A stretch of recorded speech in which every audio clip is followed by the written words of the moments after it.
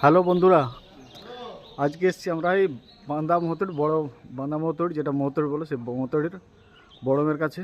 খুব জাগ্রত দেবতা। এখানে এলে প্রত্যেকটা মানুষের মনস্কামনা পূর্ণ হয় এবং পুজো দিয়ে যায়। প্রতিদিন নিত্য পুজো হয়।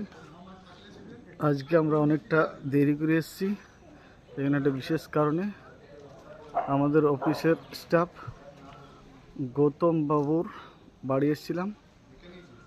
আসার সাথে সাথে মায়েরও দর্শন হয়ে গেল। আসুন সবাই, পুরো পরিবার নিয়ে আসুন এবং পুজো দিয়ে যান।